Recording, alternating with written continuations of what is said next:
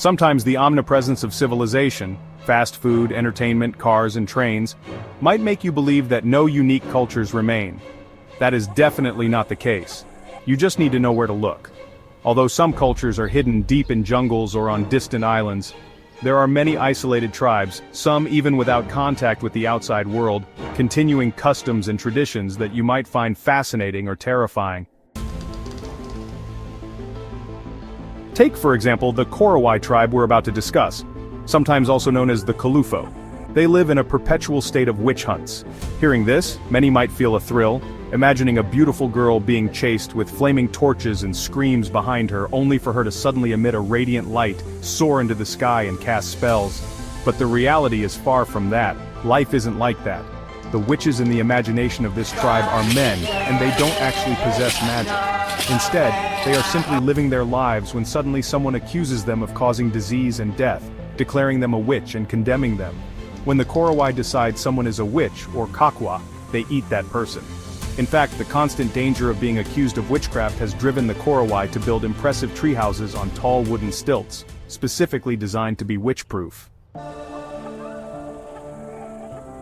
Despite their dramatic lifestyle, no one knew the Korowai existed and vice versa, until the 1970s, when Dutch missionaries contacted them.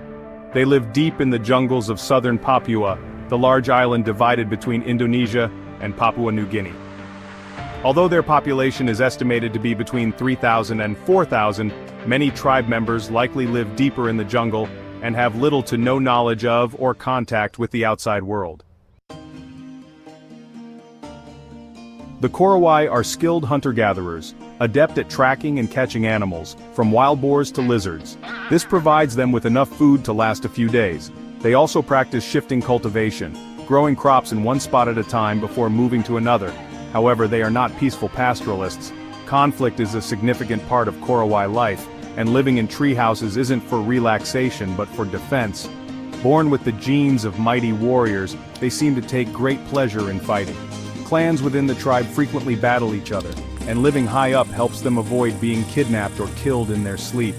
This is one of the reasons Korowai people often don't live past middle age. The other reason, of course, is disease.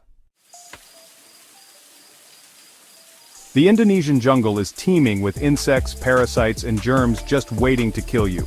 But the Korowai don't know this. Instead, when someone dies of malaria, they blame a witch and kill that person. Often, the accusation of the sick person is enough to condemn the supposed witch, and when the men of the tribe capture him, they chop off his head with an axe, and then eat him. If you ask a Korowai person, this isn't cannibalism because witches are not considered human. To modern civilization, this is undoubtedly a crime, but on the Korowai's planet at that time, it was the law. And by nature, indigenous people are often quite simple, as they know nothing of money or politics, dear friends. Hunting each other led the warring tribes to frequent conflicts. They sometimes hated one another, but they also disliked outsiders, especially white people, whom they called laleo, or devils. The Korowai people take great pride in preserving their culture and traditions such as festivals dedicated to palm larvae, raising pigs as pets, and their belief in the reincarnation of the dead. According to one of their legends, the mountain god warned that outsiders would try to change Korowai customs, and if they succeeded, the world would be destroyed by an earthquake. As a result, the Korowai have little interest in learning about the outside world and can be extremely hostile, even life-threatening, to anyone who approaches them. Okay, let's take our audience to a more peaceful place. Let's go. The Amazon rainforest is home to numerous small, unexplored tribes, all of whom face the threat of extinction or assimilation due to the encroachment of modern civilization. One of the tribes on the verge of disappearing is the Awa people, indigenous to the Maranhão state in central Brazil. The Awa became nomadic in the 19th century, when European settlers destroyed much of the forest they relied on for survival. In fact, their deep connection with the forest is what makes the Awa so unique, and to most of us perhaps a little strange. They live by hunting countless species in the jungle using bows and arrows, but they do not hunt indiscriminately. Some animals such as tapirs and harpy eagles are considered taboo. Others are believed to bring disease, like bats. They also never eat their pets, and they have a lot of them. The Awa adopt almost any abandoned creature they find in the forest and nurture them until they are grown before releasing them back into the wild.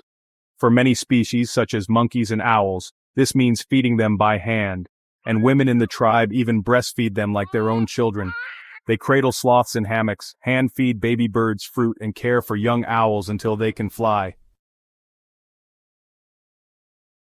The Awa recognize all the animals they've raised as family, and even after they are released, they can still identify the calls of the monkeys and birds they once cared for. And they refuse to hunt them.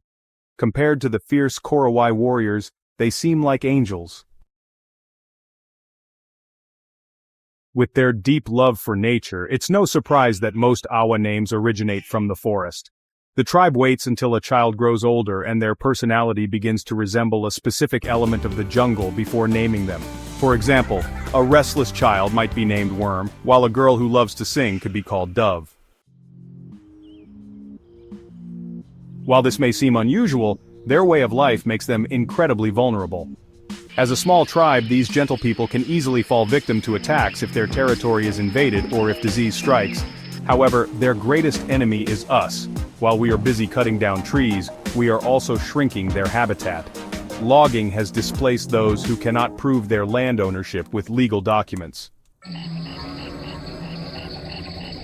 In 2011, loggers destroyed an Awa camp and burned an 8-year-old girl alive when she accidentally encountered them. It was both the first and last time she ever saw an outsider. Sometimes the teachings of God are not enough for some who claim to be human. Some remain superior and cruel. Such atrocities have reduced the Awa population to just 350 people, with only about 60 still uncontacted by the outside world. Let's set aside those complex and not so pleasant stories for now. Let's explore another fascinating tribe. With a population of over 30,000, the Suri people of southern Ethiopia are not an isolated tribe. However, despite laws banning some of their traditions, the Suri have preserved their unique culture for centuries. They typically live in agricultural villages, ranging in size from a few dozen to several thousand people, governed by a council of male elders. Their society is loosely structured by age, with unmarried or young men earning the status of Rora, or young elders, through a dramatic rite of passage that includes fasting and being whipped. And no, it's not a soft leather whip like the ones you see in movies, it's a real whip, my friends. A man is considered mature only after enduring that pain and proving his resilience. Villages have a chief, known as the Komoru, but he has little power beyond his influence in the council. The Suri deeply value personal independence and self-reliance. Even if you've never heard of the Suri, you've probably seen images of their women with their distinctive lip plates. Upon reaching puberty, most Suri women remove their lower front teeth to pierce their lips and insert a plate. Over time, they replace it with larger plates, stretching their lower lips. A larger plate and an elongated lip are considered the epitome of female beauty. Similarly, Suri women adorn their bodies with dotted scarification patterns, created by cutting the skin with a razor blade. A wide circular lip with scarred patterns on the body. Truly, their beauty standards are unlike any other. For men, if you want to attract a woman, you have to fight for her, with a stick. The Suri practice a form of stick fighting called donga. At first glance, it might just look like men trying to beat each other with long wooden staffs. And well, that's exactly the point. However, donga is actually a sophisticated sport and martial art with specific rules. The Suri organize donga tournaments, especially during the harvest season, known as Sajin. Young men train rigorously beforehand to hone their skills. Two fighters from different villages meet on the battlefield, and after some warm-up bouts, they face off one-on-one against a worthy opponent. The goal is to strike each other with the stick, and the match ends when one fighter is knocked unconscious or surrenders. There are referees to ensure that everyone stays safe, relatively speaking. Striking an opponent who has fallen is against the rules, and killing someone, even by accident, results in your entire family being exiled. Yet, deaths do occur, often due to internal injuries from heavy blows to the stomach. Broken bones and even lost eyes are common injuries. Despite the risks, Suri men eagerly participate in Donga because their performance in Saijin earns them immense respect, especially from women. Women gather around to watch the matches, chatting, giggling, and admiring their favorite warriors. Personally, I appreciate a man with a strong, sturdy stick, but fighting outside the bedroom isn't exactly my idea of fun. In terms of wealth, the Suri measure prosperity by the number of cattle a man owns. A man's social status is directly tied to the size of his herd, which typically ranges from 30 to 40 cows. He cannot marry until he has enough cattle to pay the bride price to his future wife's family. With such herds, one could say the Suri aren't exactly impoverished. And they have plenty of cattle because they don't slaughter them for meat. Instead, cattle are valued primarily for their milk. Suri men will defend their herds with their lives, and if a cow dies, they mourn it by singing sorrowful songs in its memory.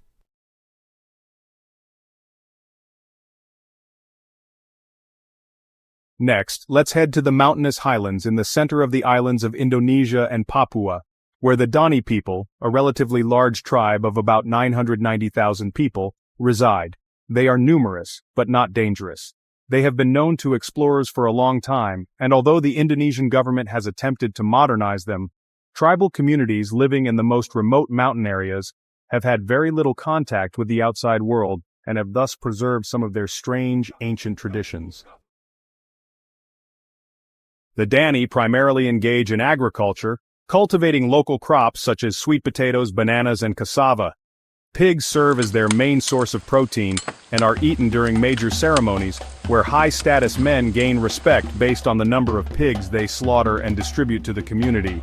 All of this is supported by ancient technologies, including stone axes, which have a more unsettling use as well. The Dani seem to have settled here since ancient times, bringing with them early agricultural knowledge. Unfortunately, their geographical isolation has left them far behind the rest of the world. In traditional Dani society, conflicts frequently arise between clans. Given their large numbers, internal warfare is not surprising. Interestingly, these wars are not fought over land or resources but are primarily symbolic. The main goal is to humiliate and dominate rival villages, often killing a few individuals due to personal vendettas. Apart from being weapons in these battles, stone axes also play a significant role in mourning rituals. According to tradition, when a Dani woman loses a close male relative, she must cut off the top joint of her finger during the funeral, a ritual known as ikipalan. This practice involves tightly binding the finger for 30 minutes until it goes numb, after which it is severed and the wound is cauterized. The woman may either keep the severed fingertip or burn it, both as an expression of grief and as a way to permanently send off the deceased spirit. Both clan warfare and the ikipalan ritual have since been banned by the Indonesian government, and the practice has become much less common. However, if you visit more accessible Dani villages, you may still see many older women missing one or most of their fingertips. Some traditions, however, have proven much harder to erase, particularly the koteka, also known as the penis gourd.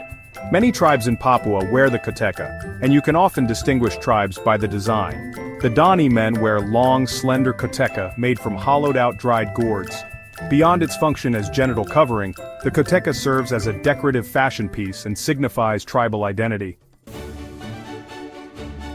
In the early 1970s, the Indonesian government attempted to abolish the koteka tradition and encourage the Dani and other tribes to wear modern clothing such as shorts and skirts. The campaign, called Operasi Koteka, Operation Penis Gourd, had a budget of $720,000, equivalent to about $5.5 million today, and aimed to clothe approximately 500,000 indigenous people on the island. However, Dani men felt ashamed when wearing clothes, and more importantly, they didn't know how to wear them properly.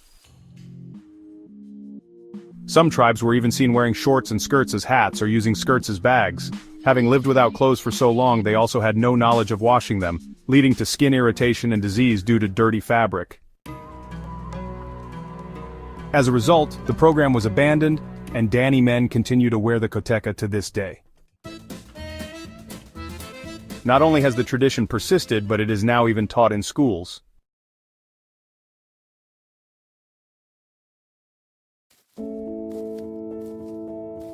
Speaking of ancient tribes, let me tell you an old story about a fiercely protective tribe that fought relentlessly to defend its territory from outsiders, regardless of their intentions, even if they arrived by accident. In 1867, the first recorded contact between the outside world and the Sentinelese occurred when the merchant ship Nineveh was wrecked off the coast of North Sentinel Island. The island, only 60 square kilometers, smaller than 3/5 of Disney World, is located about 40 kilometers from the Andaman Archipelago and roughly 1,200 kilometers south of India's Bay of Bengal coastline. In other words, it hardly seemed like a place inhabited by people. However, the Nineveh crew quickly realized the island was indeed home to an indigenous tribe.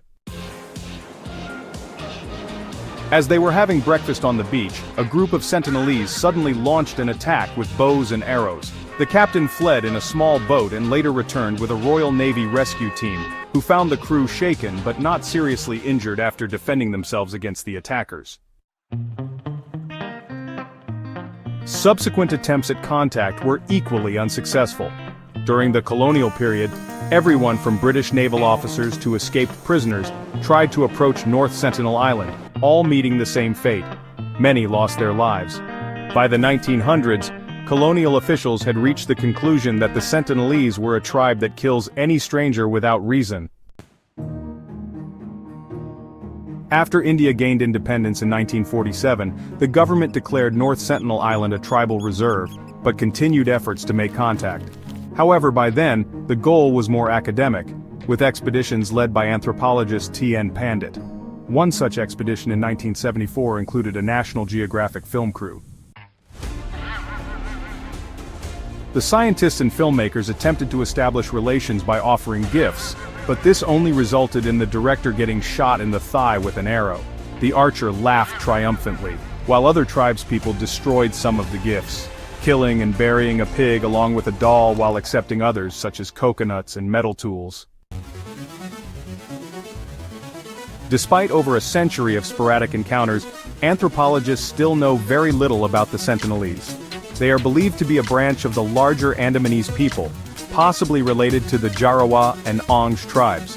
Previously, it was thought they descended from a small group of a few hundred individuals who were among the first humans to migrate from Africa along the southern coast of Asia some 60,000 years ago.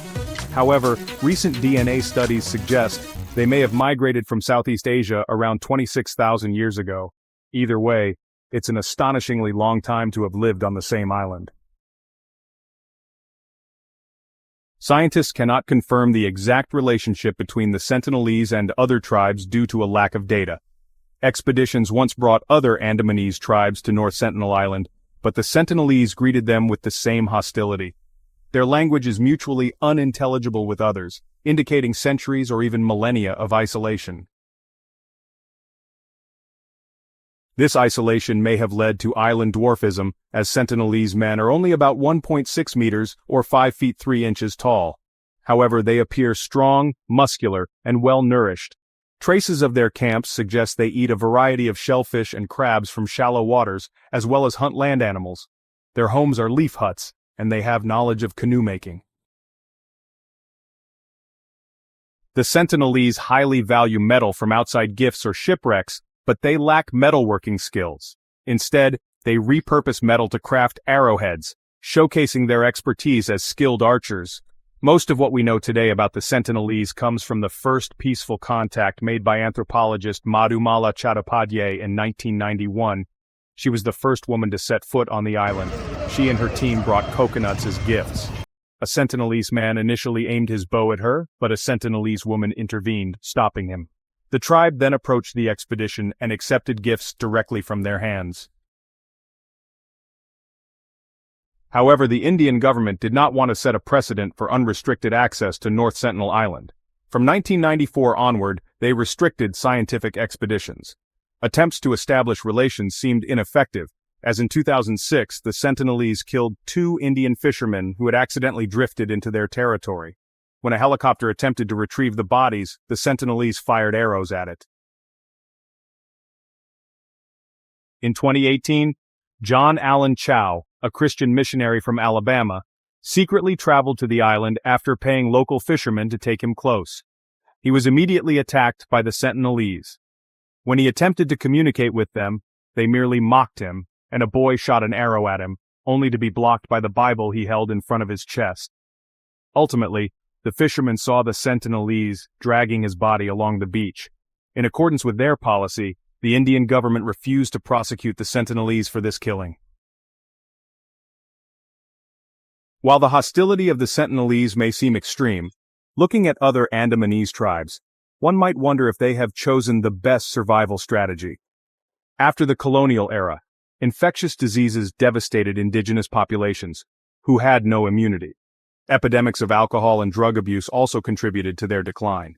By 1931, the Jangil tribe had been completely wiped out. The Great Andamanese, once composed of 10 distinct groups with a total population of 10,000 in 1789, now number only 59 survivors living on Strait Island.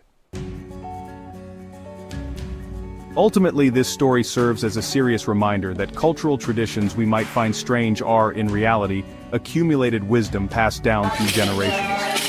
These tribes deserve respect and the right to live on their own terms, if that is what they choose. A few interesting facts about ancient tribes have come to an end. Goodbye and see you in the next video.